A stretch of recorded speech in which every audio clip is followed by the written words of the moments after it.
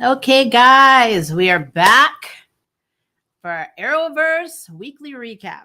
So, if you were in my Charmed review slash theory video, you know I talked for over 2 hours. So, it looks like I'm about to do the same thing, but I'm hydrated. I also have a big thing of water just in case things go south. Because we have 3 shows to talk about. We have Superman and Lois, we have Naomi, and we have The Flash. So let's jump into Superman and Lois. Let's talk about the first thing that was interesting, and that is that Anderson killed Bizarro. Like, I was not as shocked as I thought I would be, probably because I've been desensitized by, spoiler, if you have not seen The Man of Steel, what happened with Superman and Zod. So at this point, I just feel like everybody is just fair game. But I will say, Bizarro's always been very, very campy. He's always been like, it's almost like he has autism. And so really, to me, I feel like Anderson killed a disabled child. And I'm in my feelings about it. But Anderson is a prick. So that's basically it. Anderson needs to go. So we'll just I'll do a quick summary, then I'll talk about some stuff about the episode that I thought was interesting.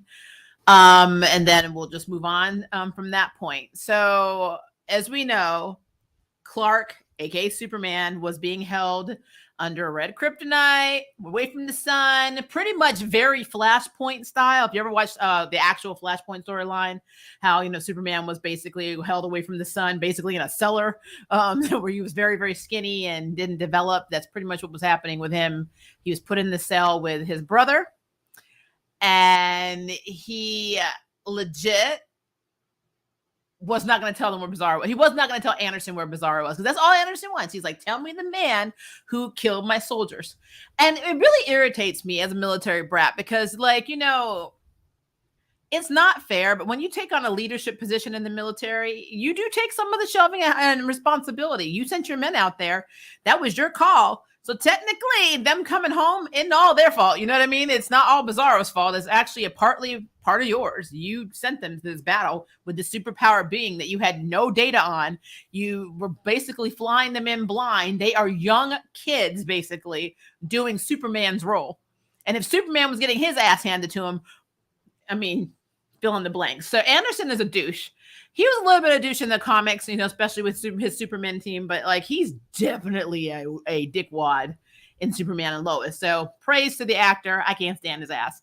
But yeah, he was in his feelings. He went so far as to put a collar around Tal's neck, because Kal-El's brother, and torture him with kryptonite, the kryptonite collar, to get Superman to give him the coordinates. And really all Superman did was give him the coordinates to the Fortress of Solitude, which is stupid because, to be fair, though, I feel like he wouldn't have gotten Jor-El to talk to him about who Clark is or any of that stuff without the Kryptonian DNA. But I mean, he just basically knows where you hang your hat when you're not in Smallville now. He knows where your location is. So, I mean, that was very interesting to me. But, and yes, I see you, Jermaine. The red light makes Clark evil. It does. Actually, I think black makes him lose inhibitions. There's so many colors of kryptonite at this point, but they kept him away from the yellow sun. So I think the red light keeps him away from the yellow sun. Therefore, his powers aren't working. As we know, Bizarro is completely opposite of that.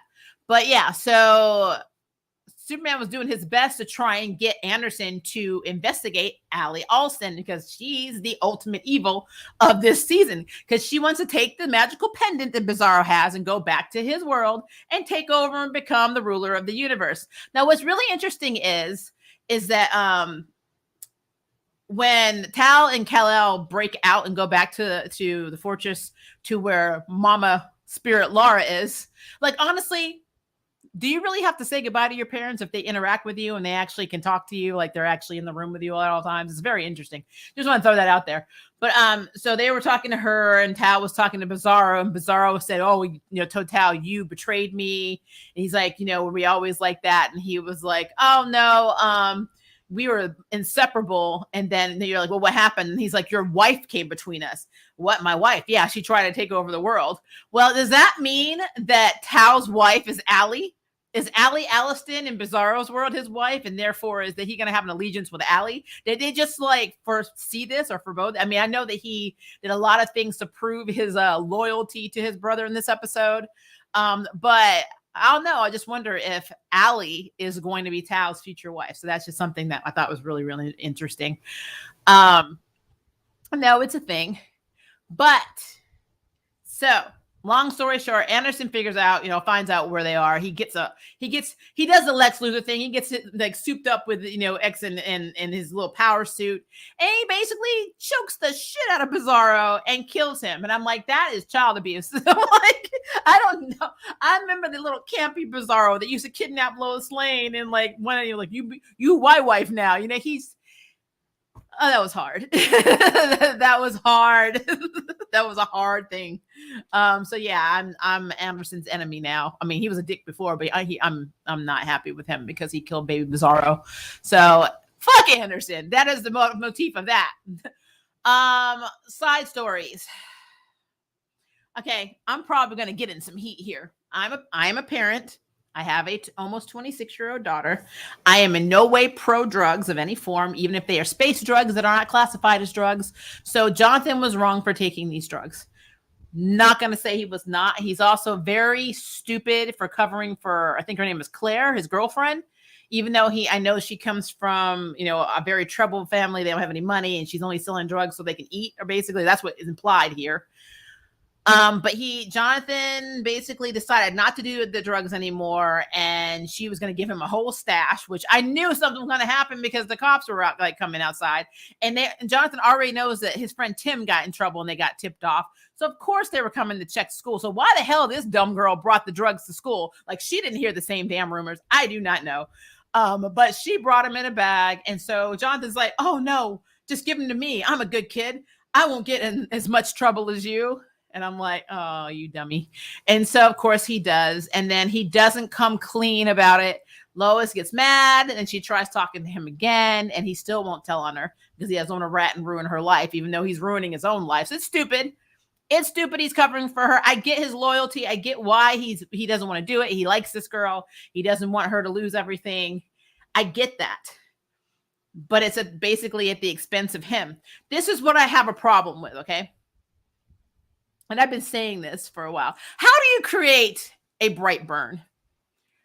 Well, you play favorites with your children, like Clark has been doing with Jordan. You basically make Jonathan feel like he's not special, like the grandfather has said. Everybody's like, Jordan's got powers. Jordan needs to do this. Jordan needs to do that. Jonathan, go get some water. That is how you make a villain. You have a set of twins. Fraternal twins, but twins who are very close. One gets powers, one doesn't. One gave up his school life, his friends, his previous girlfriend who he lost when he left because, she wasn't worth it, but out of sight, out of mind, because your brother was having panic attacks and they wanted to change the environment for Jordan. So you moved to Smallville for Jordan, and then Jordan ends up being Superboy, basically. And then you end up not being a quarterback, having a girlfriend that sells drugs, not being considered worthwhile in your family. You even tell your mother, everybody in the family does something special and I wanted to do something too. And you don't see this as a cry for help. And then on top of that, Clark comes in and not only gives him the land of law and says, oh, well, I'm disappointed in you. You're going to go apologize to the team and your coach, and you're not going to dishonor your family. Your family? Motherfucker, hold it. Let me stop right there. As a parent, I actually wanted to smack the shit out of Clark. And I'm going to tell you why, because I said this early on in season 1. When Jordan started exhibiting having powers and they didn't know if he was a Kryptonian, he took Jordan to the Fortress of Solitude. Then he kept taking Jordan back to teach him his Kryptonian history. So let me put this in perspective for you. So I tell you guys a lot. I've said it a million times. I'm Native American, Black, and Scottish. That would be like my dad saying, you can know about your Blackness, but because your brother looks more Native, he gets to know about the Native stuff. That is literally what that's like. Even though you are both genetically your dad, my dad's children. You see what I'm saying? So like, you're basically telling Jonathan, he doesn't have the right to know you. your family history or anything about Krypton because he doesn't have fucking powers, and then you're wondering why he's angry. These people, they need to, I'm calling Linda from Lucifer, they need to fucking shrink. Just putting it out there. So Clark coming in with guns blazing. I know he was pissed off because his son was doing drugs. I know he was angry. He's probably a little bit more angry himself for not seeing it, but he's still not recognizing the problem and that he is part of the problem because he's playing favorites with his damn children.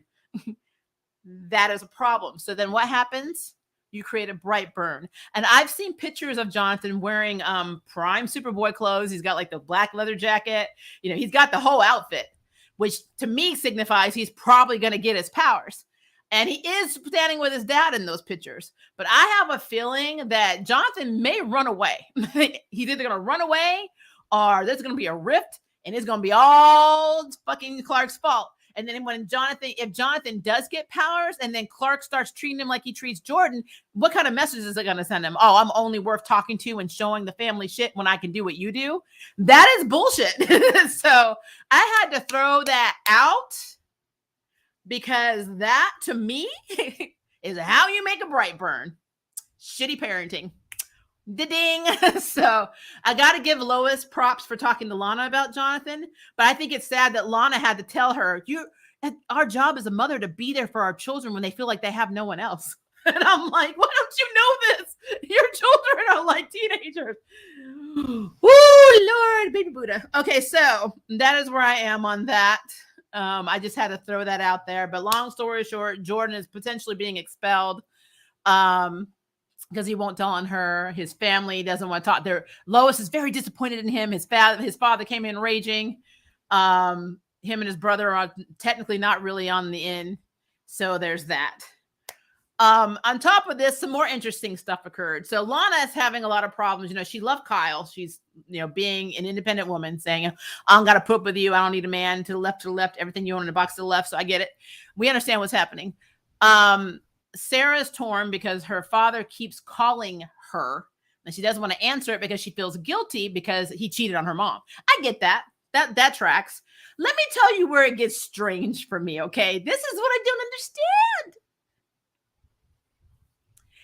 understand.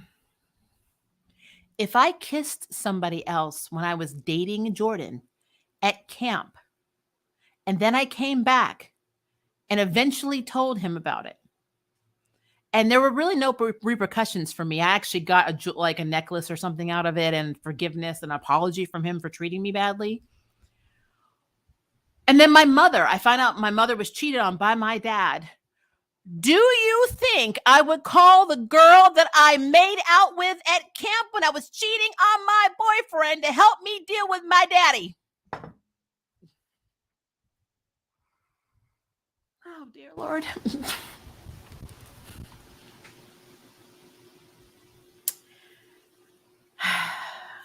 I'm telling you guys, I want to take Linda from the show Lucifer, and I just want to have her like in one of those like slingshots, and I want to slingshot her into different scenes, but she's always going to land on a couch because all these people need fucking therapy.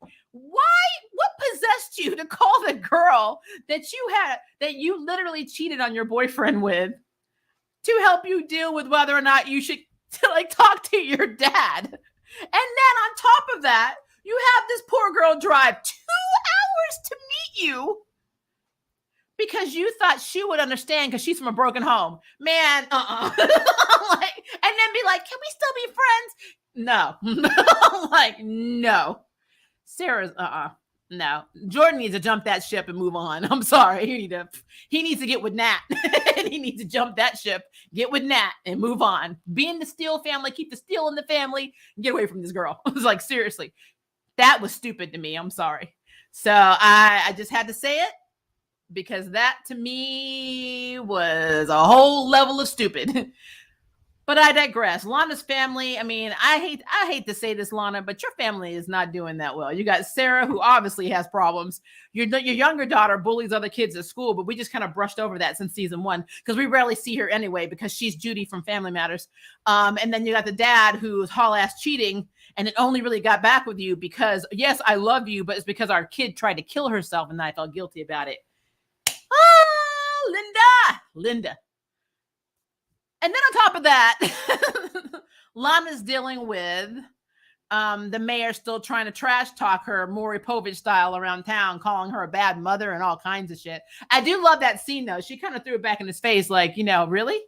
You calling me a bad mother? I mean, the whole situation with her calling him out in front of all those people backfired on him. And I think that was probably my favorite part of that whole episode was Lana basically saying, you can call me whatever the hell you want, but I'm a damn good mother. So you're trash. And now people see that he's trash. So she may win the election. So good for you, girl. And you should. You have regular character, reoccurring status. I don't think the mayor does. He has every so often get spots. So you'll be all right. Let's see. So we talked about Sarah. We talked about, and then of course, back to Anderson. He haul ass goes to Allie with the damn pendant and says, "What's this?" And I'm like, you know what? I really love this show, but there are moments where I'm like, do they read fanfics? Not the writers, the characters. Are you reading a fan fiction right now? What told you that was a good idea? Anderson is so fucking crazy to me. He was so obsessed. He was like a huge Superman, stan. And then his hero basically isn't the hero he wanted him to be. And he wasn't American enough.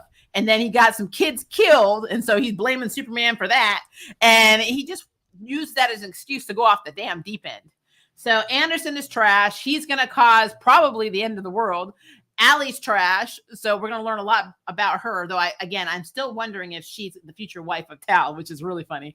At least not in this world, maybe in the last world. There's just a lot. There's a lot, and like I said, I be calling people out in these shows, guys. Overall, though, good episode. I just had to call out the BS-ery of it all, and my baby Bizarro is dead, so I'm not happy with that. So I'm very curious to see if Jonathan effing runs away in episode 8. Because I wouldn't stay in that damn house. And you know what Jonathan should have said? He should have pulled, Jordan has those tantrums. He's like, you know what, Dad, you're right. But you know whose fault it is? It's yours, because you suck. I don't even want to be in your family. The problem isn't that I'm bad. The problem is that my dad is Superman. So fuck you, and then leave. By the way, love you, Mom. Let him deal with that shit. like, dear diary, I love my mother. I love my brother, even though he gets on my nerves. My grandfather can be kind of a dick, but I put up with him, but I can't stand my dad. Yeah. He acts like he's Superman or something. Oh, it's going to be awesome. It's going to be awesome. There's going to be some fallout with that. If they don't deal with the fact that they treat Jonathan like a secondhand citizen in that damn family, then there's no point looking at the aspect of that damn family. I just had to do it. I had to do it. So, yes, I agree. I see that mercenary. Anderson is basically the U.S. agent of the show. Absolutely.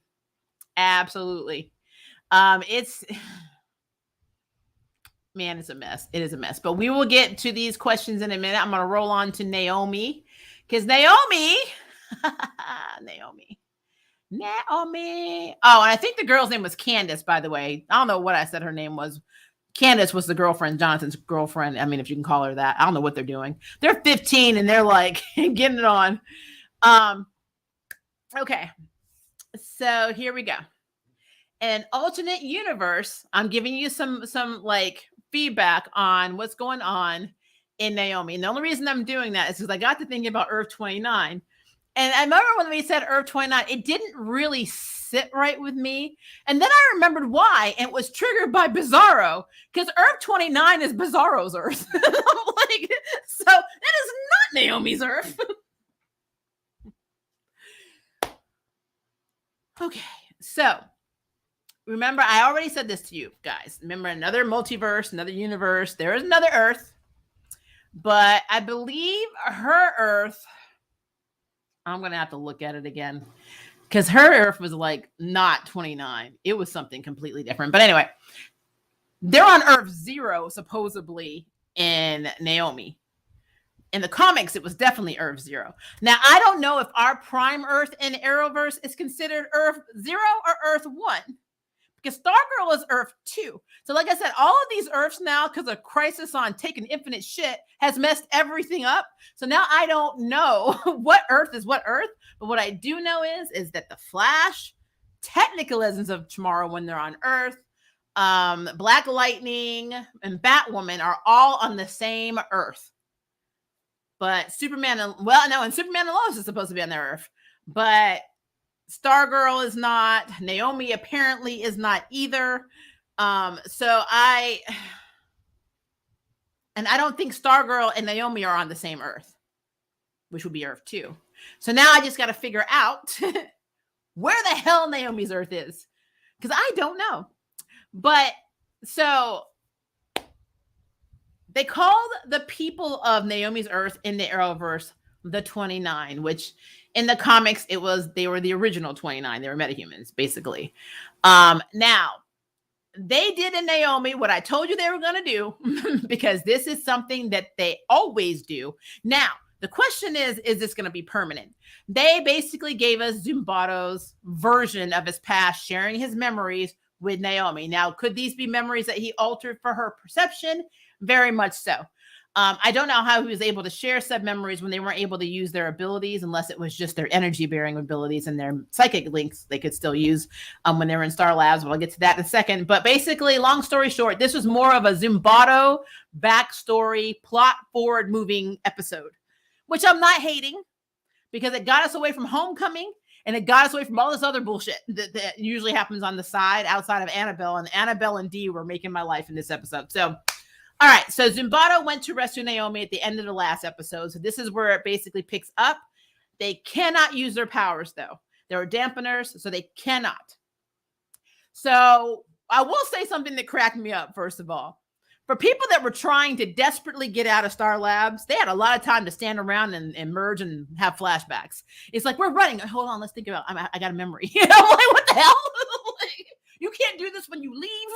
Like, but whatever, I digress. I just had to say that because the timing, it's like that trope in the horror movies when the people are running for their lives from the killers in the woods, but they have time to like have sex with each other.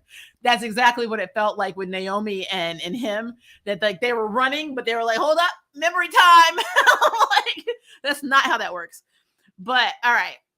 So Zumbato broke it down for him.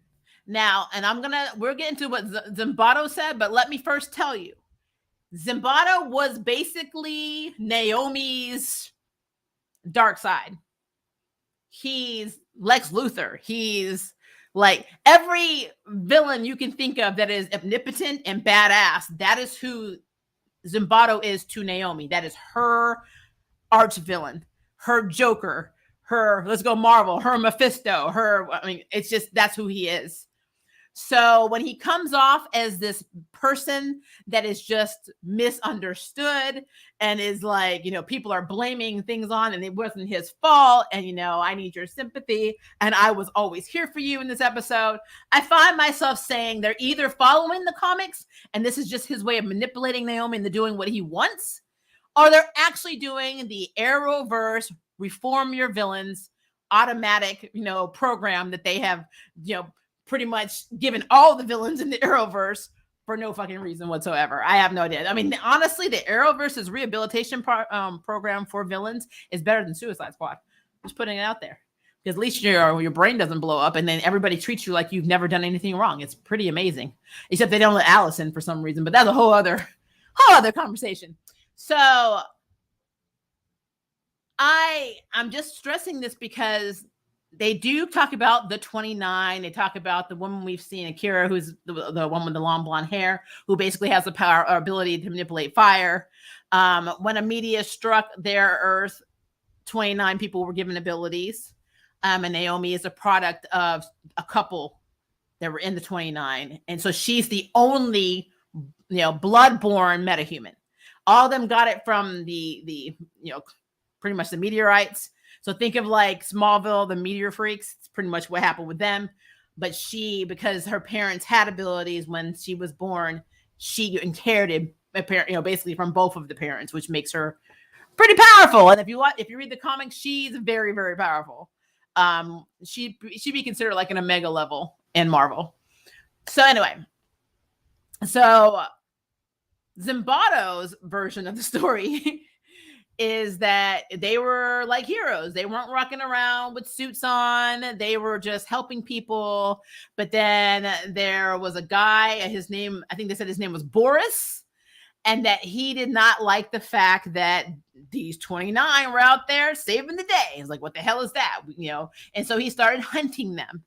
And long story short, through all the flashbacks where we saw him working in construction and meeting a girl and dancing on the dance floor, because I guess we need to see that, and the fact that all the plants or the flowers were red because that's what it was on their planet, and the fact that their planet was slowly dying, all that stuff, is on the side burner. What we really needed to understand is that the 29 were being hunted, and eventually that disc that he had that had all the 29's, I guess their information, whatever on it, that he gave it, to Boris to betray the 29. And Akira believes that that's what happened. And so she ends up making the deal to set Zimbato up, and he manages to escape. And then he goes to Earth.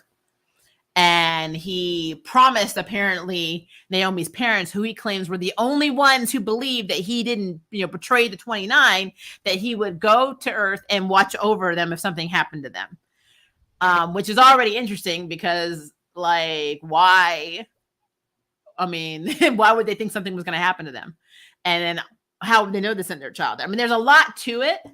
And I just, again, this all could be fabrications from Zimbato's like mind to seduce her into believing him and relying on him and trusting him so he inevitably can get what he really wants.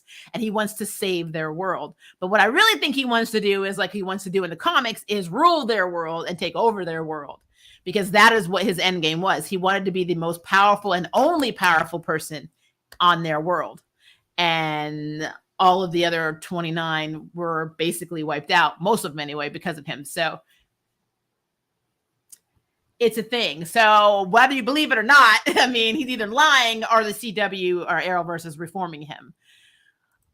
So they're trying to get away from Dr. Bell and Star Labs, and she's got everybody hunting. And like I said, they're taking a long ass time to get down these levels, and they had to go through like a shaft that would fill up with like this really hazardous material that could kill them. They had 30 minutes to get through, and they still took a moment to have a flashback or a memory flashback. I'm like, they were not trying to leave in a hurry. I love Annabelle. Annabelle, first of all, I will say this is a little out of character, actually. She went back to the house because remember, her and Naomi were at the game, and she was meeting Naomi there because she didn't see her. And the parents were making pizza, or the dad was making pizza, and the mother was like tasting the pizza. Now, remember, Naomi's parents have already been threatened by Zimbato, right? And they already been told they need to leave. They don't know where Naomi is. They know that they're after aliens, but they're talking about pizza. That's a little weird to me, but you know what? I digress. I had to throw that out there. It's just the shade I throw, guys. I'm gonna throw shade on weird shit. I mean, if I thought my child was in danger all the time, and then Annabelle's like, "Hey, you see Naomi?" I would be on red alert. Wait, what? Hell, I would have been at the game. So yeah, I'm trying to be understanding of plot, but I mean, I have to call it out. I've said this a million times. I'm gonna keep saying it. The CW has a problem with parenthood. They always make parents out to be stupid, angry, or just not involved. So, and if they have episodes where they all involved, they can't keep that trajectory. They can't keep that strength up. They have to forget about you for a few episodes. Well, this is the episode. That dad was like, pizza or Naomi? Pizza. Like, he spent that whole damn episode making pizza. I'm like, your guess is as good as mine. So this means that Annabelle had to go recruit help. And so she went to D. And I loved all of the scenes with her and D. I want D to train Annabelle how to fight. I want them to be BFFs because they are absolutely effing amusing to me. Just her, like, can't you use your wings? And I wanted to say wings. Like, he was like, or she's like, can we just exchange numbers? No, we're not going to do that. I absolutely love the banter between Dee and Annabelle. And I love how Annabelle's like, so it's just me, you, I guess Zimbato now, and Naomi, right, Dee? And he's like, this is not a regular occurrence. Like, I love it. But to be fair, Annabelle's the only one that I remember ever being Naomi's friend in the comics. These other people are like, for me, correct me if I'm wrong, but from what I remember, I don't remember Nathan, Anthony, or Lourdes, and we haven't seen Lourdes in a spell, so I don't remember them. I remember Annabelle, and that was her BFF. So just throwing it out there. And if we did have these, they probably were like little minor characters that you saw in the background. So yeah, but I just think that I really feel like there's a lot going on that's really good about this show. It was really, really slow. I mean, really slow. Like we were crawling to what we have now, and we don't even know if what Zimbardo is saying is actually true. But if we believe his story, he's been framed, and he doesn't know who framed him and who gave up the 29 and made them go into hiding and fear for their lives and like all of this information. And we don't know what the end game is. How are they going to save their world? What's the plan? I mean, at first we were under the impression that the world was already done, and now it's like, oh, it's still dying. I don't know. I don't know where we are in that. Just like he knew about Belle, so did Dee. Dee knew about Star Labs. He never told Naomi to stay the hell away from Star Labs because that's what they don't do in these shows. They're not transparent. They wait until you're almost dead, discovering what you were trying to keep from them in the first damn place that they probably should have known all along. So, but this is not Naomi's fault. This is just what happens because they're dumb. So no problem with that. But I guess I'm still waiting for Greg. Because Greg McDuffie, I really, really need him to reveal that he is a whole ass alien. I need this, guys. I don't want Naomi's dad to be human because he's not.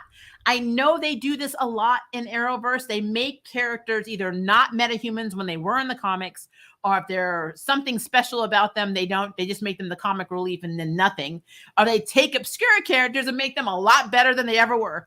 But like, I need Greg to have that backstory where he is literally a Iranian soldier who was sent to Earth to basically bring back Dee for, murder because Dee was a whole ass assassin. I really need this. I didn't know how much I needed this because, I was cool, but I really want this. I want him to be more than just in the military. I want him to be more than just, Naomi's dad who's just scared that his baby girl's going to be hunted by aliens. I want him to know firsthand about aliens because he's a whole ass alien himself. That's what I want. He needs to be the ex-Iranian soldier who chose to marry Jennifer and stay on Earth and raise Naomi, who he knew was an alien because he's an alien himself. And I want him and Dee to have that relationship that they had in the comics. I don't know if they will, but it's better than Greg making pizza the whole fucking episode. I just had to throw that out there. I just had to. So I just had to do it, guys. But yeah, so they were able to escape from Star Labs, but Naomi did it by overpowering the laser that Zimbardo had sacrificed himself to get her out and be captured by Dr. Bell. So when Naomi went to go save him, she blew up the laser, but we don't know if it was in time to stop it from opening up a portal using Zimbardo's energy. And so she asked Zimbardo, she's like, hey, do you think the portal is open? And he's like, I hope not. Basically, because you don't want to know what's coming through. And quite frankly, a lot of shit can come through because it's the multiverse. But, it does open the door for a lot of stuff to occur that normally you wouldn't see. And then it also makes me wonder if that's how the other Earths are going to communicate. Like, will we get Prime Earth and Naomi's Earth together with a portal that's open? So, I mean, who knows? There's a lot to it. But they're straying a little bit from the comics, but I don't know how much. And so I'm really curious. I really want Greg to be the alien that he is in the comics. I really do. I just don't want him to be the pizza making dad that wants to keep his baby girl safe and doesn't understand that he's highly intelligent and should know that there were cameras in that hallway in the science lab. Why would there not be cameras in the place you're holding ancient relics or alien relics, or you think they're alien relics? That doesn't make any sense. It's called surveillance. I don't understand. So I need Greg to be an alien. I need him to be smarter. I really do.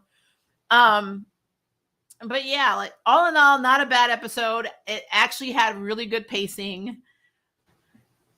You can believe Zimbardo or not. I mean, again, it could go either way. I personally I choose to believe he's lying to her because he's the villain of Naomi's comics. So I want him to be the villain of this. I don't want them to make up another, nasty just because they can. Though I will say the actor who plays Zimbardo, when you saw scenes of him checking up on Naomi throughout her ages, like basically seeing her as a baby and seeing her grow and always checking in on her, which is something Dee was doing in the comics. He's very charismatic. This is a very, very charismatic actor. I see why being a salesman, a car salesman, is something that came easily to him because he could probably convince them to buy a tricycle off his lot. Very charismatic. But that's the best type of villain, the ones that can convince you to do anything. And I really think that, honestly, I really think that that's where we're at. I think he's using her for his own agenda, and he's going to sink her in, and it's going to be a very big betrayal. I think Zimbardo is going to be her first taste of betrayal, like real betrayal, and it's going to be bad. And then it's going to be really bad if she realizes that he's the one that killed her parents. So that's a thing. That is a thing. All right. Let's see here.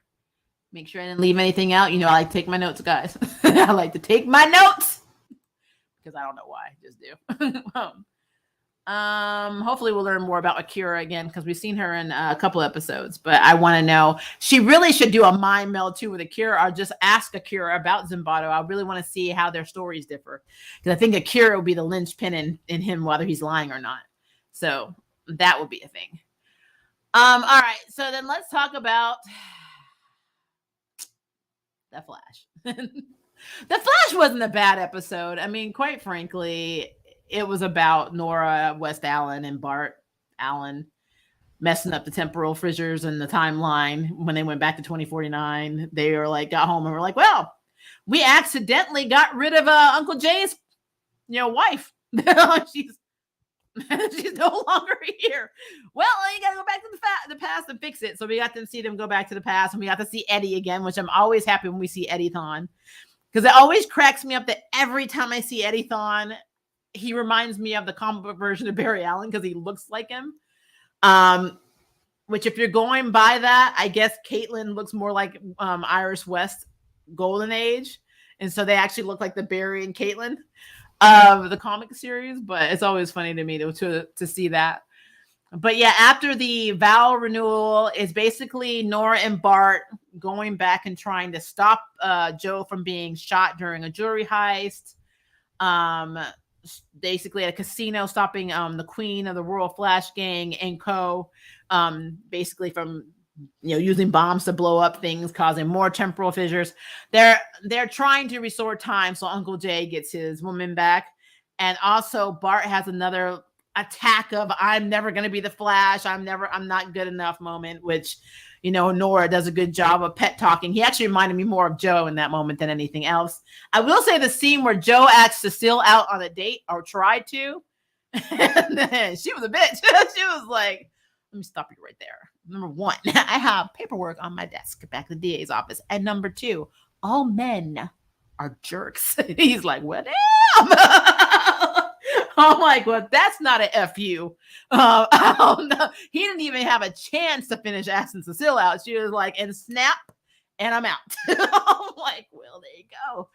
But I will say we don't want to interrupt or mess with anything in time, but giving the lavender, I think it was lavender flowers that, was it? No, it was lilac, I think, lilacs.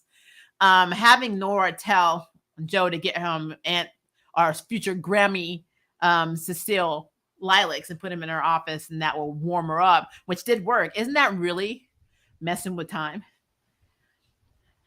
Time travel in the Flash is just so weird. Every time I hear somebody like, what Dad says about time, and then you hear Bart saying, I mess everything up, you're perfect, sis, and Dad would never do anything like this. I'm like, boy, please, your daddy fucks time up all damn time. He is the king. The reason he's telling you what not to do is because his dumb ass has already done it. And I'm like, so it's like, do as I say, not as I have done repeatedly as an idiot. So just had to throw that out there. I just had to throw that out there. But yeah, so they there's a lot of cool scenes. Like I like when at the end, Bart ended up giving Nora a pep talk because she was trying to find the bombs. She couldn't figure out where all the other ones were. And it took her so long to find one. And so he's like pep talking her. It was like a reversal.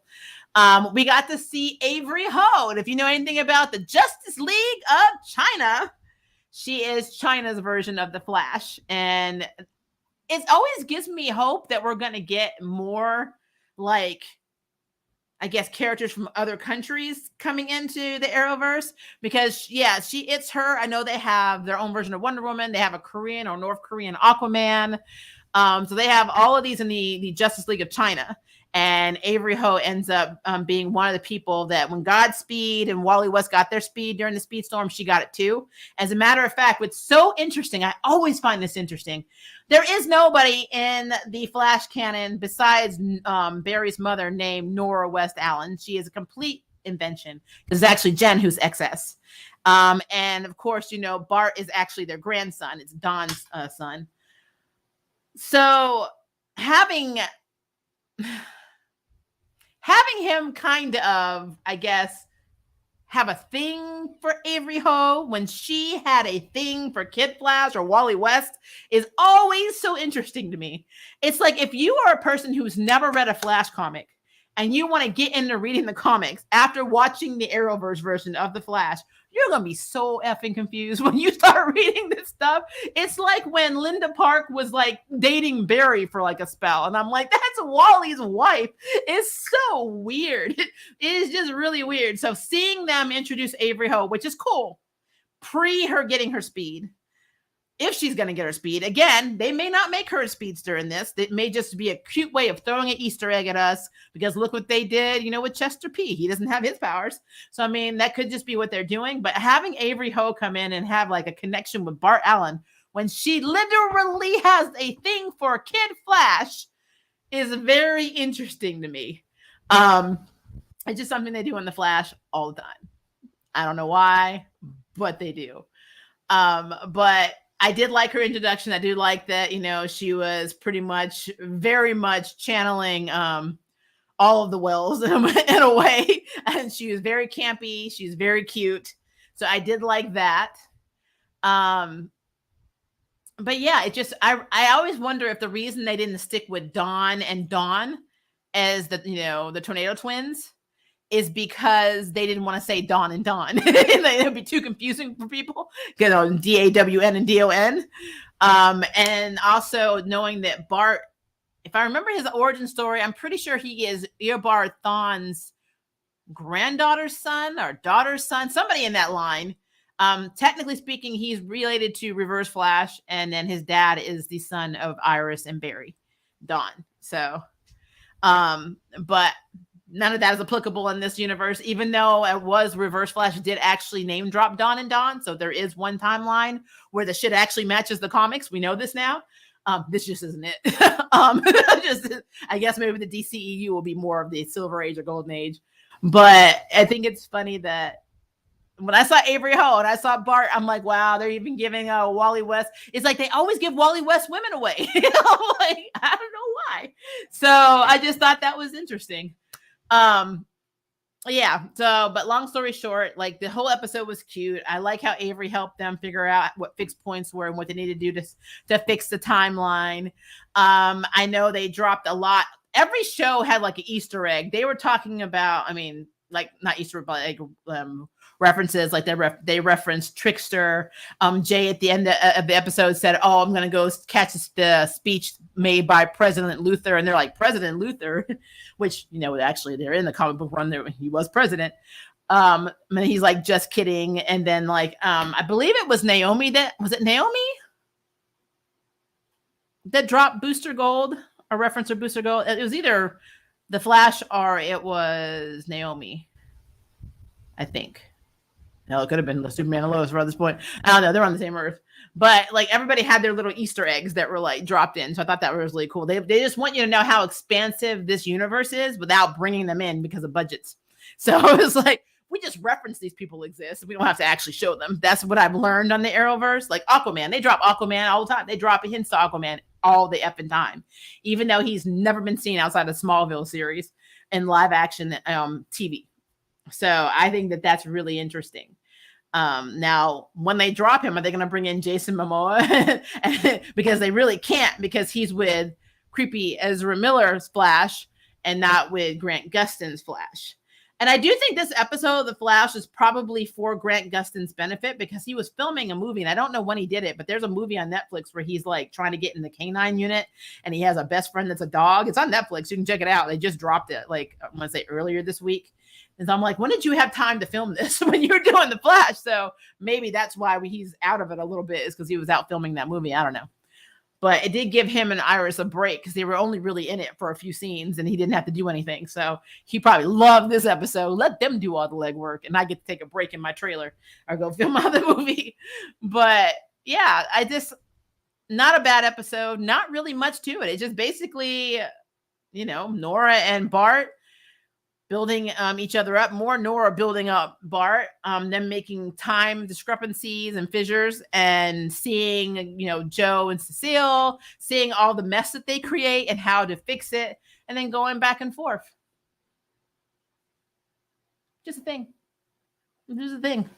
So I've really been on the fence about The Flash, because I got rid of Batwoman because, again, for health reasons, I felt like I wanted to keep my blood pressure down.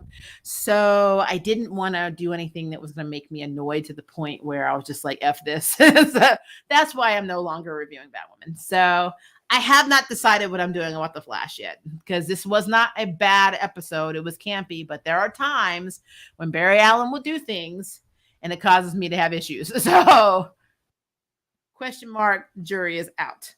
I'm not dropping Legends. I'm not dropping Stargirl. I'm not dropping Naomi. I'm not going to drop Superman and Lois. So those 4 shows you will see reviews from. The Flash is literally a question mark for me right now. I have not decided either way. So we'll see. We will see. I have to give a little bit more of the season a chance before I drop it. But if it does go down a direction where it just annoys the hell out of me like Batwoman did, I just can't do it. So I'm just putting it out there. Don't be surprised if you get that. So don't be surprised. All right. So let me go to your questions, comments, and concerns. La, la, la. Let me scroll up. Sorry, guys. Scrolling up. Okay. Hey, I enjoy your Arrowverse weekly recaps. Very entertaining. Thank you, Jermaine. I hope so. I try. I really do. I'm looking forward to this Batwoman free recap. Such a beautiful thing. I mean, technically it would have been free anyway, because their season finale was last week, but I mean, it's such a good feeling. Hello, Dee Marie. How are you? I thought the red light made Clark evil. So yeah, the kryptonite scope is weird. So like, red kryptonite, I think makes him not give a damn, but black also, I thought, made him lose his inhibitions. I'm going to have to go back, because all of them do something different. We saw it in Smallville. They made it very comical, but I need to figure out, because it's either it makes him angry, not care, or horny. I can't remember. I mean, like, it is what it is, I guess. Why didn't it make Clark evil? I have learned that in the Arrowverse, and well, first of all, I don't know if this was standard red kryptonite. This actually could have just been a red light cutting out the UV or yellow sun. So it may not have been red kryptonite at all. So that might have been me, and I may have misspoken, because I think that probably was just a red light that was cutting their power. But I mean, it could have had some UV from red, and I don't know, from kryptonite. I don't know. That is a good question, actually. Jonathan was his own downfall. I mean, in terms of drugs, yes. He took those drugs because this boy has been trying to cry for help for a very long time, and they are just not paying attention.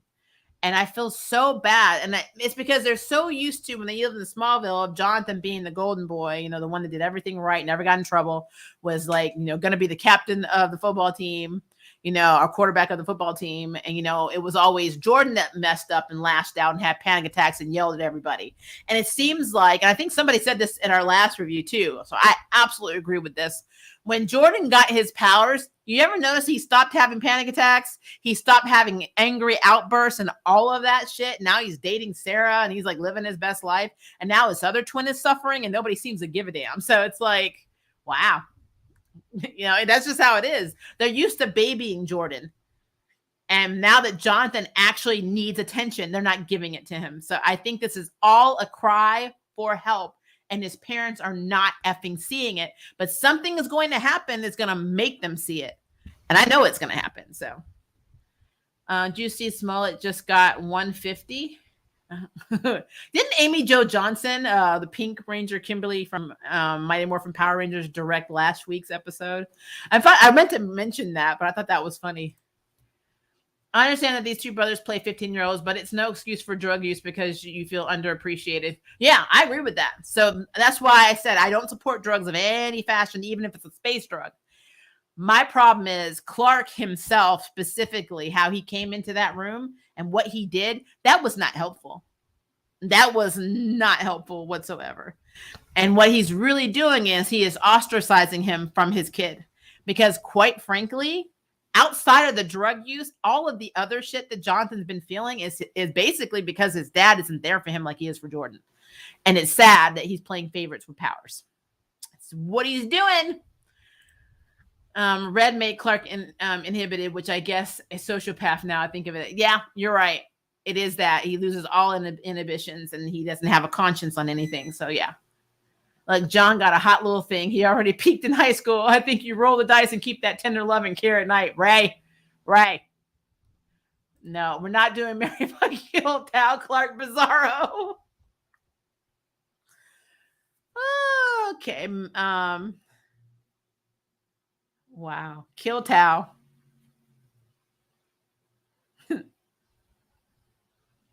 Sell Clark on eBay. Adopt Bizarro. There we go. Those are my new rules. I like the Lana Kyle story. I think it's realistic. It's absolutely realistic. Lana is the missing Marisol Vera child for her actions. Is she supposed to be Latina or Hispanic? Because I know Kyle is. I wasn't sure if Lana was. I'm calling Dr. Linda right now. She needs to head to Smallville. She needs to do the round. I feel bad if we actually started calling Linda on all these shows. She would never have a day off. There's drama and then there's soap opera. We all know how the CW likes to do, even with Superman. I know, it's crazy. Ironically, just now thinking of it, the nerve of Sarah to put any heat on her dad when they are the same. That is just, yep. I mean, Sarah's mistress looks like she could play Ruby's little sister. Her child acted for flashback. When she first walked in the door, I legit thought it was Ruby. I swear I did. I'm like, that's where Ruby went. And Sarah is looking for problems with being friends with the girl she kissed and not telling Jordan or texting him after. Yep. And then, Jordan's going to be in his feelings because she's going to be like, I just didn't think I could talk to you because you didn't understand. And he's going to be like, I did understand. My dad was in jail, being held for treason because he's Superman, but I wasn't allowed to tell you that because, family secrets. I'm like, okay, whatever. I'm like, seriously, you're right. The girl Sarah calls her cheat interest to meet with her. What the fuck was that? Sarah's not confused. She likes girls and is using poor Jordan as a buffer. And then this is the thing. She may be bisexual. She might like Jordan and she might like this girl. But I feel like she should not be in a relationship at all. This girl she needs to get her own self together because she don't know what the hell she wants. I can see if she looked at Jordan like I look at my spouse and I'm like, the sun shines out their ass. So like, you're just like, we're in it for the long run. No, she's like, well, I made up with this girl at camp. Well, because you weren't around me and out of sight, out of mind. So like, I mean, seriously, right? No, hold on. I don't have anyone to talk to that's my age, Mom, because I know you're the one that's getting divorced, but it's affecting me. And I need someone to talk to. And I can't talk to Jordan right now because he just doesn't feel my pain. And so I really need something to help me. And I think I'm going to call the girl I made out with and I cheated on Jordan with. What you think? Good idea? No, Linda, get in there. Get in there. Anderson was the Secretary of State in Naomi Superman fan club. I'm sure he was. In the comics, he had posters. You thought it was almost like he was at Sports Illustrated, but it was all Superman all around his room. It was funny. Anderson is basically a U.S. agent on the show. I agree with that. Jonathan impression was a masterclass. Thank you. Anderson is going to join the cult because of his inferiority complex. He's always like, Superman doesn't trust me. Superman hates me. Superman, he's anti-American. And it's like, dude, this is why he don't trust your ass, because you cray-cray. I'm like, you do stupid shit. I'm like, you killed Bizarro. I mean, you dumb. You can't trust dumb. You just can't do it. Do you think Anderson could take Agent Liberty? No. I think Agent Liberty would destroy Anderson. Naomi got good today, finally. I do agree. Maybe Bizarro is not dead. He does work differently than Superman. I don't know. Choking a man out seems to be universal in any language, and that action just seems to be something that can transcend realities. Choking someone out, cutting off the air supply does the trick. But, you never know. God, I couldn't stand Agent Liberty. Talro was channeling his inner Loki. He really was. That was here for it. Was here. I love when he was trying to get the name of his wife. What was the name of my wife? Give me her name. Is she in this earth? I'm like, hook a brother up. All right, here we go. Anderson is going to give that crazy lady an army of crazy super XK drunkies. I mean, he's already... This is all Sam's fault for retiring. He should have known if he retired that Cray Cray was going to be involved. I didn't like when Naomi's parents, when she came back home, they didn't ask, where were you all this time? I found that strange. Thank you. I mean, they literally got visited by Zimbardo, been threatened by him. They got all this stuff going on with alien hunters and shit, or that military hunting aliens, should I say. Why did you think it was just time to make pizza and ignore the girl you're supposed to be protecting? I don't understand that shit at all. Do you think they will have another Crisis miniseries to merge Naomi's Earth with the rest of the CW shows? Oh, no. They better not do World's Finest either. Don't do shit. Just stop. Just give everybody, call the legends and have the Wave Rider just transport people. Because at this point, I will not be able to review another series like Crisis on Infinite Earths. I don't have the blood pressure, the stamina, or the willpower. So no, they can't do that ever again. No. They have gotten really shitty at crossovers. I was not happy with the last Flash one that we did. Was it Armageddon? Whatever the fuck it was called. I mean, look, you see it made an impression. I wasn't even happy with that. So, I mean, I can't. No. Don't even put that in the universe. Take it, bring it back. Just take it back. He was Patriot, battling fake news and owning the libs. I think Agent Liberty would beat the hell out of Anderson. That's too many shows, channels, and movies already that are barely touched. True that. He was totally useless, and it seemed like the writers didn't know what else to write about. Very true. Booster Gold reference in The Flash. That's right, because they actually talked about Trickster, too. So you're absolutely right. I like it was like, Booster Gold, who's that? I'm like, well, technically he's from the future, so that tracks. Oh, yeah, I did see that Booster Gold reference. I think that they should I really want to do a zombie episode in DC, like Deceased. That'd be badass. That would be really cool, actually. But they probably want, I mean, we're still waiting for lanterns. We know there are lanterns out there because Diggle got a ring. Why aren't there any lanterns in the CW? Not the 29, the 400. No, they're called the 29. The 400 would have been cooler. Or the 4400, yeah. Naomi was slightly more interesting, but I think I'll stick with it to see where it goes. Yeah, I'm not to the point now where I feel like it's not going anywhere. It just took a long damn time to get where we are now. It's just, I don't know. I feel like I don't know if they're eliminating storylines or they don't have enough source material, because she is a newer character. I mean, they're trying to figure out how to tie it all in, but I mean, just Greg's backstory alone, I think it's a tragedy to like leave that out. Some of the stuff that they do in the Arrowverse, I don't understand, like, at all. I really don't. So just throwing that out there. I'm so open-minded on this season of Naomi. Me too. If he is lying to Naomi, that is awful. This girl is not the brightest thing on humanity. God help her deal with actual DC villains. Even Clark will throw a punch after a while and put you back in jail. I mean, I think she's very trusting because she needs to be, because she wants to know who she is, and she feels like those memories have to be real, because I mean, she feels like she's in his head, but she doesn't know all of his powers, so she has no idea if he has psychic manipulation or anything like that. We have no idea. So that'd be cool, though. We had multiple Flash references in one episode. Impulse, yep. X-Fi, Jay Garrick, Barry Allen, Flash of China, and Fast Track, yep. And all of them not really associated with each other. I just really like Thunder so much more than Naomi. She is not the best judge of character. She's younger, though, too. Remember, Nissa was in med school. They need to bring back Thunder and Painkiller. I would love that, but they will not. It's like Who Framed Roger Rabbit. Yeah. Maria, I know I'm a blur, but more on the TV and film side, but your comic book knowledge is impressive, like Blur Without Fear and Geek Culture explained. Use the hair of my charm one. Well, I mean, that's what happens when you live on a military base in Germany and you don't know anybody. I'm like, comic books. So it's the only thing me and my dad technically have in common. Well, that's not true because he's into sci-fi. Me and my dad like sci-fi kung fu movies, like the older kung fu movies, and we used to get comic books. So yeah, my first comic adventure, like my very first comic. Well, honestly, the first one I read fully series-wise was Spider-Man. But my first comics I had two. One was a Sandman issue, like an older Sandman issue, and then my second was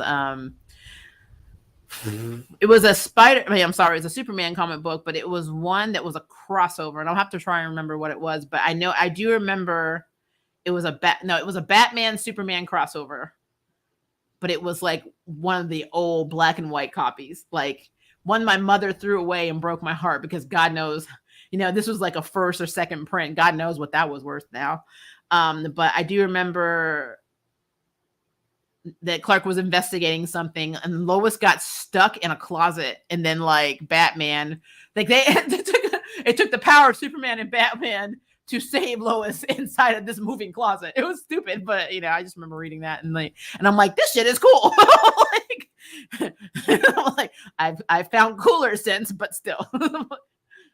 I feel like the ASA is way beyond some of the shadow organizations in the rest of Arrowverse in terms of scary, competent, and tech and ruthlessness. True. There are lots of organizations I wish that they would actually incorporate more fully. Like, I think Black Hole has a lot of potential, not just in the Flash universe, but overall. Because, we've had kind of introductions to the DoD and all of that. We have them in the universe and they're canon. But I think there's so much you can do with Black Hole. But my biggest issue on the Flash is that we didn't get the Speed Force Storm that gave people speed abilities. Wally got his in a weird fucking way in the Arrowverse, instead of the way he should have got his powers the same time as Godspeed, the same time as Avery. Like, everybody got their powers at the same time, and they were able to. I remember Barry and Godspeed were going around taking people's speed. Godspeed more was taking their speed, but Barry learned he could do it too. And basically the people that didn't want to be speedsters, he was able to take their speed away. It was very Avatar, like Legends of Korra, that, and like, when they were able to take your bending away. I like how, Aang used to be able to do that in the last Avatar. It was very much like that in the comic world. So I always felt like not having that phenomenon happen in this, the Flash was just another reason why the show bothers me so much, because it takes really big, like epic stuff that happened in the comics that doesn't even have to be played out the same way in the Arrowverse, and they just ignore it. It's like, it doesn't fucking matter. And it's like, really? I'm like, freaking kidding me?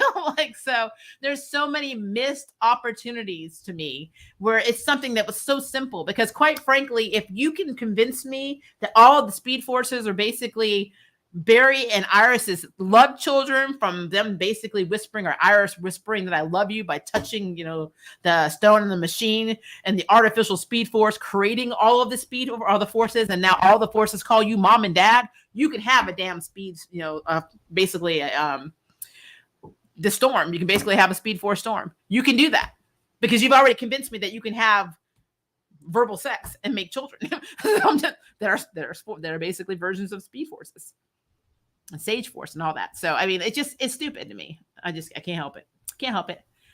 How long do you think Lady Z will be in prison in season 2? Don't spoil Kung Fu for me, because I'm doing a video on that tomorrow, but I have not watched it yet. I had a voice job yesterday, so I only was able to watch The Flash. So don't do it. If you've seen it, please don't do it, because I need to watch it.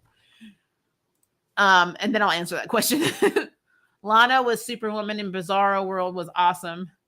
I love Superwoman depictions. What if Lana is Tao's wife in his world? Oh, that would be awesome.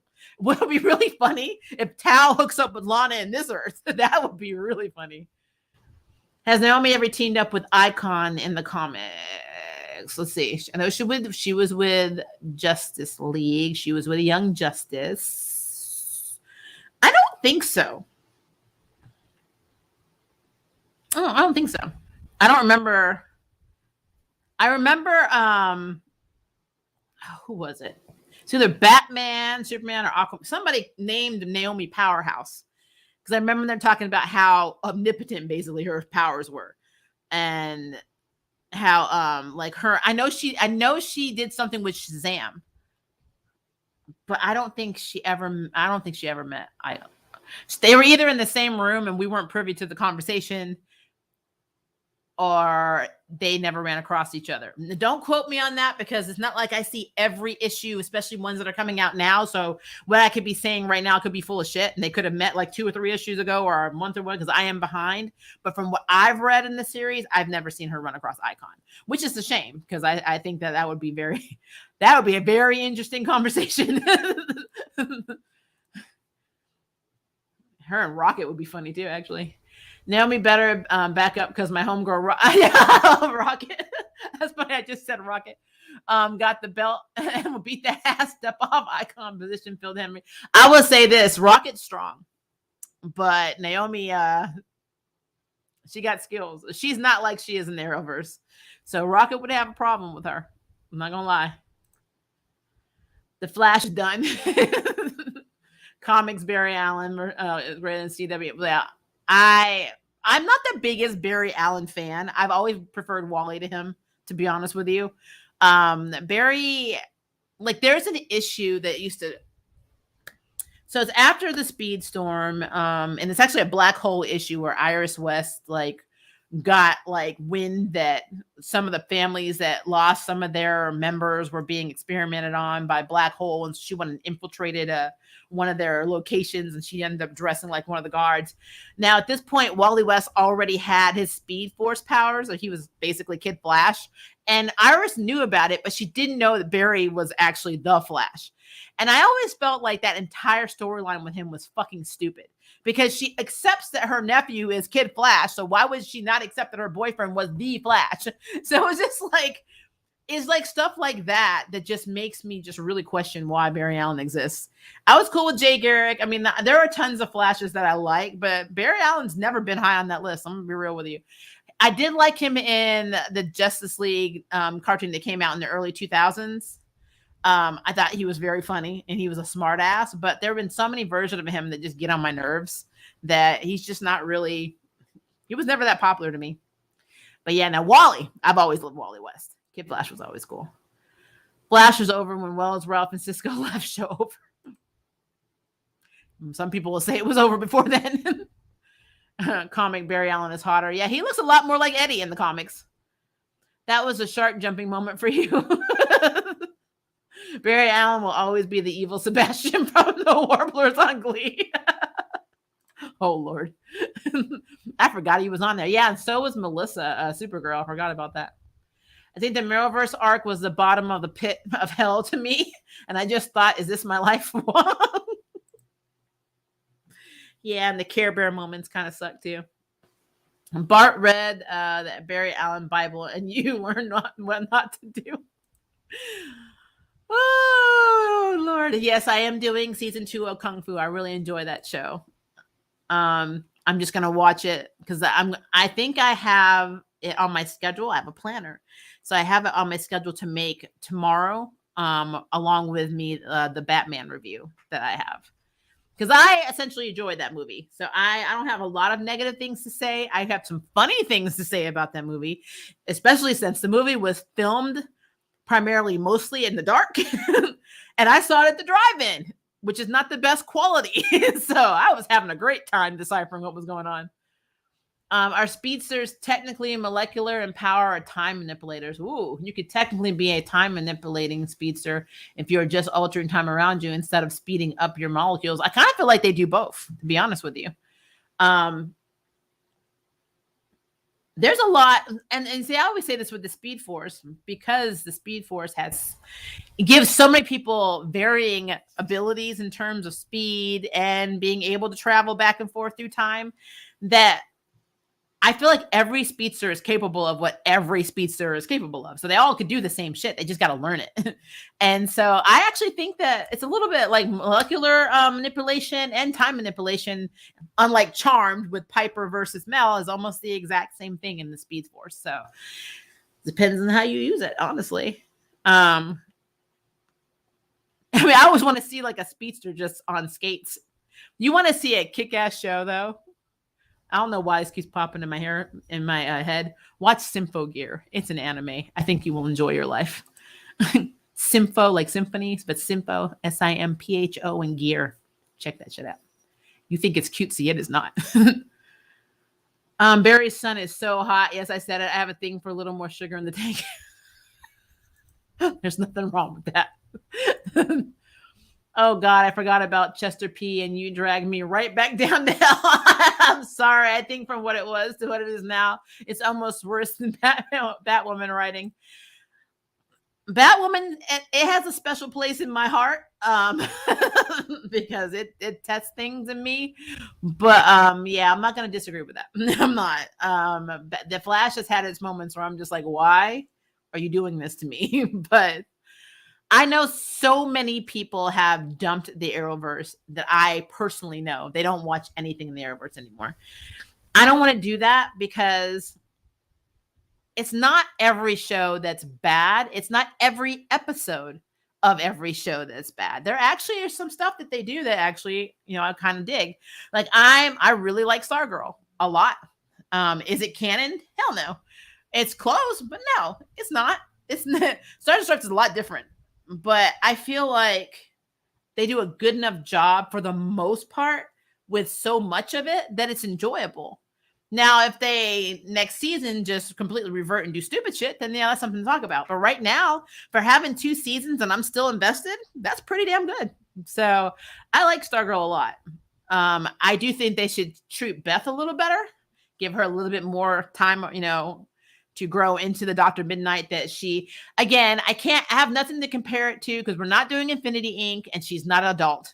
So she's not in her 20s. She's a young 15-year-old girl. So I can't keep comparing her to that Beth Chapel, because that is not who she is. But I like the direction they take her in sometimes, but they don't consistently write her correctly, especially in terms of her and Rick's relationship. Because yes, they were lovers in the comics, but they seem to be BFFs in the Arrowverse, and I'm here for it, even if we're not doing Infinity Inc. If Sylvester decides not to do it, which he should. It is what it is, but I kind of feel like having Rick and Beth be BFFs first and then growing maybe something later, keeping it canon like that would be very cool. And I'd be here for it, and I don't know. Like I said, and Jakeem, I really like who they cast as Jakeem. I think he's adorable.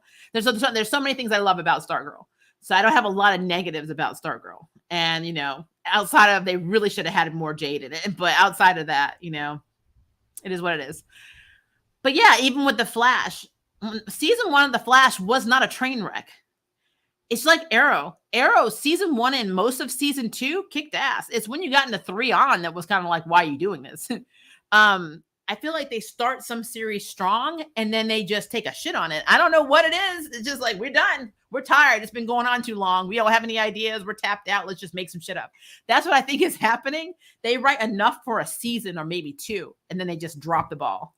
And I don't understand that, because that is the time you pick it up and you get more into these character stories and not just make shit up because it sounds cool.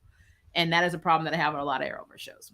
It's just, honestly, not just Arrowverse shows, to be honest with you, but it's a thing. It's a thing.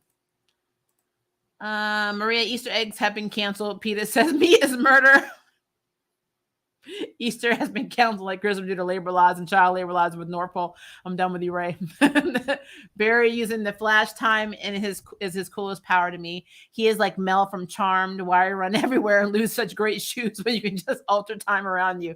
Is that what it is? He's like, I just got these kids. I'm like, Converse are next week. I'm trying to run that. Well, Converse are expensive. I love Converse, so I get it. No, Maria, the question mark guy is the Riddler. The question mark guy is the Riddler. Oh, yeah, you're right. But you know what? I got a lot to say about the Riddler too, but that's a whole other conversation. Black Kryptonite split him into two versions. That's what it was. He made a copy of himself. Oh, because in Superman 3, which had Richard Pryor in it, he fight an evil version of himself in the junkyard. I would love that. That was funny as hell. It's good to see you less stressed without Batwoman. Thank you. I feel like my blood pressure is a lot more normal. I knew that's what was happening because I was forcing myself to watch it. Like I would force myself. You guys don't understand. I would literally DVR these shows. I DVR everything. It would take me 2.5 hours to watch Batwoman because I would have to stop it and then watch something else. I couldn't watch it straight. I just couldn't. And again, I like the characters of Sophie. I like Mary and I like Alice, but they're not enough to keep me watching that show. They're really not.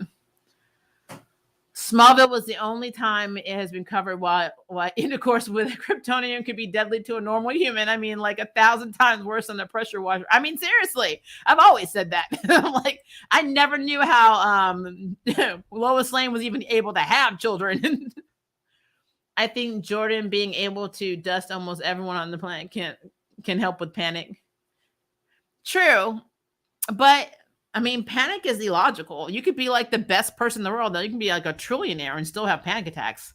Nobody really knows what causes the amounts of stress in your body to make panic disorder, or general anxiety disorder, or depression, or any of this stuff. I mean, sometimes it's a chemical imbalance. Sometimes it's just stuff going on that you suppressed. It could be childhood trauma. It could be a lot of stuff. Just because you have powers and you feel invincible does not mean your mental shit goes away. I mean, look how angry Clark gets. Like, people have never understood that Superman, aka Clark Kent, has an inferiority complex. Yes, he's strong. He's, pretty much, I don't want to say omnipotent, but he's kind of godlike in terms of comics. That man still, literally, you can tear him down with words. You can be like, you're not even fucking human. And he's like, I was raised on a farm. My mom and pa, they told me I was a real boy. He has issues. So yeah, I always think it's interesting when these strong characters are the ones that are actually the most weak in mind. Just something I thought was interesting. Ruby's actress trying to get checks. Those 2-minute scenes every few episodes ain't paying the Ellie rent. I mean, you're not wrong. She's been in other stuff, though, so I'm sure she's fine.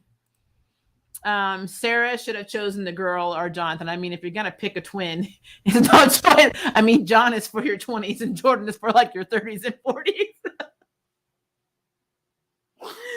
Oh, Lord, Ray. Ray, you are feeling it today. Armageddon, more like Dumpergellon. yeah, it was Poopageddon to go along with Crisis on Infinite Poop. They wanted to keep the shit rolling, basically. How they explain Anderson mastering Kryptonian powers. It took actual Kryptonians a whole movie to do Man of Steel. It's called Power Ranger technology. Once you put on that damn suit, you know how to do everything. That's how it is. It's how you know how to fly shit.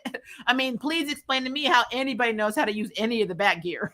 Like, none of them are trained. Like, none of them are trained. So, I mean, I understood that a long time ago. Oh, sorry. As long as they don't make Ryan Wilder another love interest for Naomi, I'm a haul ass jump off my balcony. Do you have any thoughts on the Superman of China? I mean, I think that all of the Justice League of China characters have potential, even though all of them are not Chinese. Like I said, they have a North Korean Aquaman. What was his name? Oh, I forgot his name. I remember that he was literally a very accurate depiction of what it was like to be in North Korea, because I think he was either an artist or a manga artist. Oh my god, what was he? He did something that he wasn't supposed to do with like American like television or something like that. Which, if you were following the news with North Korea basically, and people being basically taken out for watching the Squid Game over there legally on a USB thumb drive. I think he shot a bunch of high schoolers to make a point. This character went through something similar, but they didn't realize that, he pretty much North Korean Aquaman. So they made a mistake that day. So I kind of feel like all of the characters in itself are pretty cool. So Superman of China is fine. Like I don't who was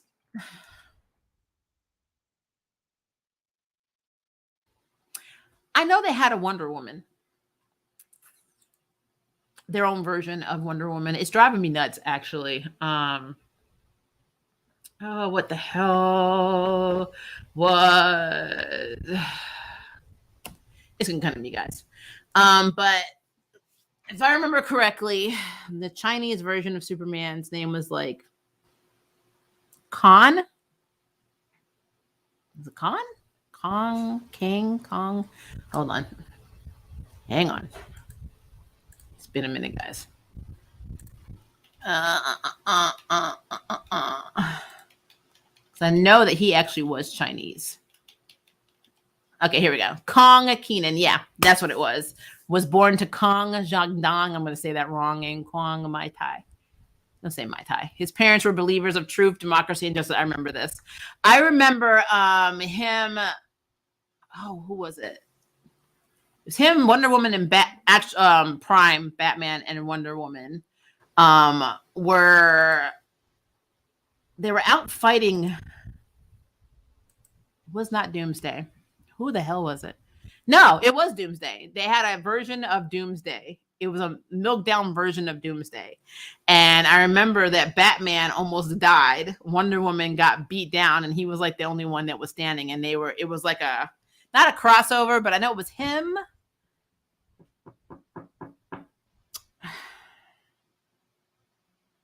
Blue Beetle, I think, was in it. I'm about to find that issue. I own that issue. I'm going to find it. But yeah, I have no problem with anybody in the Justice League of China. I think it's cool. I mean, they need to have I don't think they have a Justice League of Africa, but they should have one. They should have one in Venezuela. Every country should have a Justice League. Every one of them. Why the hell not? Maria, don't you love the gnome bard from Vox Machina? He's my bestie. Man. Like, I will tell you that when they were first fighting that dragon in the first episode, that was a damn mess. I think I'm at the vampire episode. I'm not spoiling anything because if you haven't saw it, then you already know what I'm talking about. But they're either vampire. No, I think they're vampires. They're not wolves, right? You know what I'm talking about. I'm on that episode. No, you and your dad make great little humans. Which Titan characters would your household be? Raven? Like, my daughter is obsessed with Raven because she is emo. You guys don't know. You do not know. She likes everything dark. Her favorite colors are black and purple. Her favorite comic character of all time is Raven from Titans. I mean, did what it is. She does like Zatanna, but she likes the dark arts, even though she doesn't want to practice dark arts. She just likes it. So yeah, for her and our household as a whole, we would be Team Raven. I like Starfire a lot, but I'm not allowed to. I'm like, Raven. Wally went to love. Victor came out and quit being a hero on the Arrowverse to be a mean girl dancer on Netflix. I don't know what went down with that. I know he came out. The actor, Kylan Kylan. I always mess up names. And I think it was a lot. A lot of people can't acclimate to that filming schedule. Like, no matter whether Ruby Rose is lying or not, she has bipolar disease and is filming 14 to 16 hours a day, 6 days a week, 9 to 10 months out of a year. That's a lot. That is a lot. So yeah, she wanted out of that shit. The Arrowverse was created with an all-powerful being known as the Shark Jumper acted on his namesake. Oh, Lord. Oh, Lord. I feel like the Arrowverse was created by Mephisto. Everything was created by Mephisto, but it doesn't really matter because you'll never actually see him. Actually, Mephisto created 2020 as well. Yep, that would not shock me. The Arrowverse was created as an off-panel consequence of Spider-Man One More Day. Oh, dear Lord. When Clark was yelling at John, I got the good little quiver and said, Papi, yes, you can get it. I told him that, look, I'm telling you right now. I'm like, all right. I would have been in there like, that's fine, Dad. It's fine. You want to yell at me, Dad? You're right, Dad. But you want to know who dishonors our family? You do, motherfucker. Like, your fault. Your fault. If you had kept your little Kryptonian ass over there, left my mama alone, we wouldn't be here. We'd be in the damn mess. Your fault. Bizarro was a waste of good character. Yep, they need to retcon that. He was so dope, and I've never been a big Bizarro guy. I've always thought he was cute. Neymar, no. What the fuck is his name? I'm gonna get it, guys. I'm sorry, I'm over here cussing now. What was his name? The hell was his name? I know this. I know it. An Kwang-jo. That's his name. An Kwang-jo. He is North Korean. He is a cool ass character. He has like these crab arms. It's pretty cool. You know, Golden Age or Silver Age, Aquaman had a seahorse. Like occasionally a dolphin and a shark. Do you think Lex Luthor ever gets in his feelings about Richard Pryor having come closer to killing Superman than he ever has? Yep. Absolutely. The one with China was a snake. That's what it was. Thank you, Latino. That became human-like through chi cultivation. And yeah. There was also, what was her name? You know what? You've just convinced me I need to do a Justice League of China video. It'll refresh my mind and it'll educate other people. So we won't have to do a video about that. But after I post my Wildcat video, I also started writing up videos for a few other characters, and I'm sure people will appreciate. I'm doing Angela from Marvel, if you know who that is. If you are a Thor fan, or the Mascaran, not the Mascaran, as Guardian, you will understand who she is. But yeah, definitely doing her. You think Richard Pryor felt some kind of way Zombieland creating the alien monster and actually had a plan that worked in killing Superman? I mean, I think Lex Luthor's in his feelings by anybody that can kill Superman because he's vain and narcissistic. So of course. It would be cool if your daughter was like Nico from The Runaways. It would be, but I wouldn't get her that damn staff because every time I told her she couldn't have cheese in the refrigerator, she'd do something to me. I mean, let's be clear. Let's be clear. But yeah, she actually enjoyed The Runaways. She watched it with me. My daughter's more video game and more like video. She likes video games, RPGs, board games, like any games. She's a gamer. She's obsessed with anything Pokemon, but she loves Raven. Her favorite movie of all time, though, is Nightmare Before Christmas. So that should tell you how she thinks. She loves everything like dark. She likes sleep in the dark. She was emo before she realized she was emo. She loves it. Absolutely loves it. And all the anime that she watches is very dark. I really love to see more of the Justice League of China, so I would be very excited to see your video on them. Yeah, I actually put that on my list while I was talking to you, so that is definitely going to happen. Like I said, I do apologize that I've been so behind on these videos. I know it's been happening for the last year, but like so much crap's been happening, so I appreciate your patience. So my Wildcat videos is fixed technically. My Batwoman, how I would fix Batwoman video is coming out. I was purposely waiting for the series to end or the season to end because this video that I'm doing is the last time I will talk about CW version of Batwoman in any capacity. I will only talk about a comic book version of her from now on, and maybe a DCEU if they have a version of her. I know we're getting Batgirl. I don't think we're getting Batwoman. But you know, it's a thing. She did not like Lestrange in Harry Potter. But she did like Slytherin. But to be fair, Quarter Life Jam is a Slytherin too. So that's a thing. Shang-Chi versus Iron Fist in a brawl. Who walks out? Shang-Chi! Shang-Chi whooped that shit out of Iron Fist. Not the movie version. I'm talking comic book version. Whoop his ass. Now, depends on what version, I guess. There is a newer version of Iron Fist. I'd have to check out stats. But we're talking Danny, go down. I know he's not like the Netflix counterpart, but he would still get his ass kicked by Shang-Chi. Okay, guys. We are at 1 hour and 30 minutes. Woo! We did it. We went through their 3 TV shows of love, happiness, joy, and whatever. Like, that's what I'm saying. I don't know. We have more streams coming though. Of course, we got our Charmed stream tomorrow. I also am going to have my Kung Fu Season 2, Episode 1 review video out tomorrow. I'm going to do my damnedest to have the Batman review out. I also just finished Space Force Season 2, so I'm going to talk a little bit. That's probably going to be more voiceover, though, but I am going to talk about that. So you are going to see that video as well. And yeah, I am watching Vox. I just have not finished it, so I think I'm probably going to review the whole season because it's just silly. It's funny, silly, and it's very engaging, actually. Some of it's a little dark, too. But it's pretty good. I started out, like I said, I'm on the 3rd episode on Prime. I just got to get myself into it. But I'm about to go watch Kung Fu, go hang out with my honey, because I have not seen River. River's been working all day. So, it's time to go play around with the spouse and relax and then not talk anymore, because I've been talking for almost 4 hours with a 30-minute break. So, I'm done. But again, we do have our stream tomorrow, so check that out. I am super excited for Charm, so all my Charm fans in here, we get to finally see the beginnings of what they're doing to not really replace, but to have the 4th Charm one come in, because I'm calling her the 4th one, and see what happens in the world of Seattle, Philadelphia, Charmed, or wherever the hell we're going to be this season.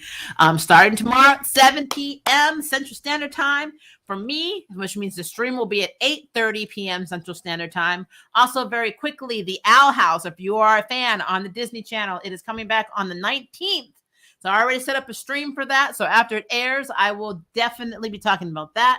And then, of course, Saturday morning, we have our Yashahime review. So be on the lookout for that. I already set up streams for that, too. Very proactive. Stream times are already there. So get ready. We talking. All right, guys. If it is day for you, have a good day. If it is evening for you, have a good evening. And I will see you tomorrow, hopefully, in my Charmed review after it airs. Season 4, Episode 1 premiere. And also wait for my videos coming out for Kung Fu Season 2, Episode 1, and, of course, The Batman. All right, guys.